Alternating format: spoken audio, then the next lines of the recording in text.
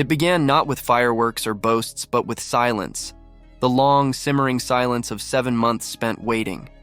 Waiting to respond to critics, to silence the doubters, and perhaps most importantly, to settle a score that the media had spent months hyping into a rivalry. Caitlin Clark had waited 213 days since her last professional basketball game.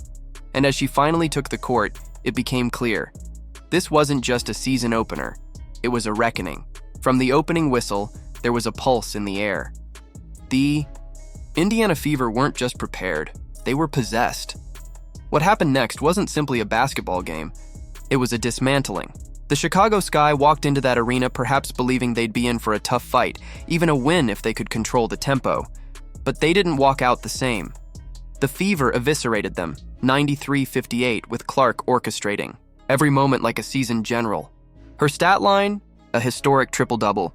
20 points, 10 rebounds, 10 assists, the first ever recorded in a WNBA season opener, the so-called rivalry with Angel Reese. Manufactured. Clark didn't need to play into it. She simply played. Reese, who'd been loud in the offseason, grabbed 17 rebounds but couldn't save a team that looked entirely out of its depth. Her performance, like her words in the days before, fell flat. While Clark turned in a performance worthy of legend, Reese and the Sky couldn't even find their footing. But this wasn't just about numbers. It was about control.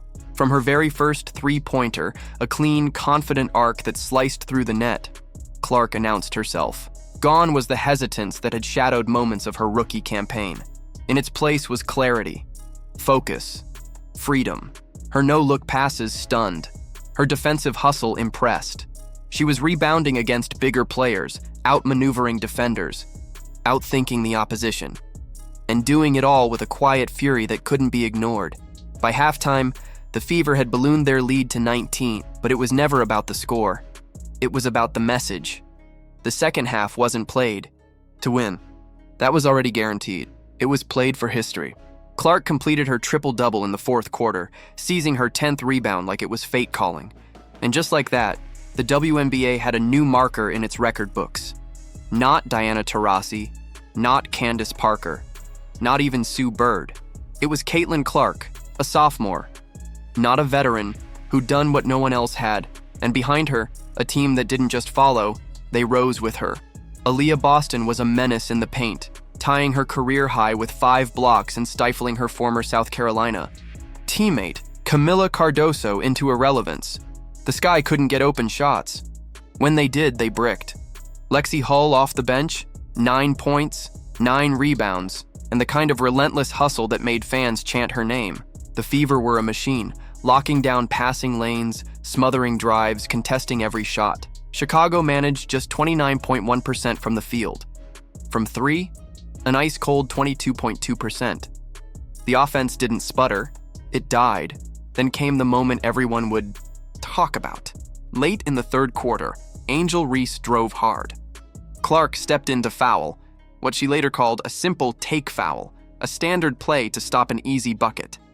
The refs reviewed it. Flagrant. The arena buzzed. Reese, fired up, stormed toward Clark. But here's the difference. Clark didn't flinch. She walked away. Aaliyah Boston stepped in, diffusing the confrontation. Reese postured. The cameras caught it all. But if she wanted to make a statement, she failed. Because from that moment forward, the only statement made was by Indiana. A 12-2 run that closed the door on Chicago, slammed it, and welded it shut. The rest of the game became academic. Even Dana Bonner, quietly making history herself, surpassed Tina Thompson to become 3rd all-time on the WNBA's scoring list. A monumental achievement that was nearly drowned out by the rivalry noise.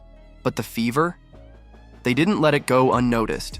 They celebrated Bonner like a queen, because that's what teams do when they're not just playing for themselves, but playing for each other. Caitlin Clark didn't need to trash talk. Her game did the speaking. In the post-game press conference, her words were measured, respectful, and sharp. "We were disruptive," she said. "We came with a level of physicality." She praised Bonner. She praised the defense. She made it about the team, not the headlines. No theatrics, no sound, bites, just leadership. Meanwhile, Angel Reese, visibly defeated, gave a 2-sentence statement: basketball play. Refs got it right, let's move on. The subtext? There was nothing left to say. Behind the scenes in the Indiana locker room, the emotion was real. Cameras caught everything. Veterans hugging rookies, Coach White delivering a speech about legacy, about setting a new standard. And perhaps the most telling image of all, a team not just celebrating but believing. Clark, Boston, Bonner, Mitchell, they weren't playing like stars strung together. They were playing like a unit, like a threat, like contenders. And maybe the scariest part for the rest of the WNBA? Clark admitted the team still hadn't found full chemistry. "We just have so many weapons," she said, smiling. They dropped 93 and won by 35, and they still believe they can be better. So what does this all mean? It means the Indiana Fever are not waiting for the future. They are the present.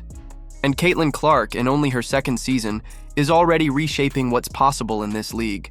She didn't fall into the trap of petty rivalries. She rose above them. She didn't answer Angel Reese with words. She answered with history. The 2025 WNBA season has officially begun. And with one jaw-dropping performance, the Indiana Fever have made it known. The wait is over. The league has changed.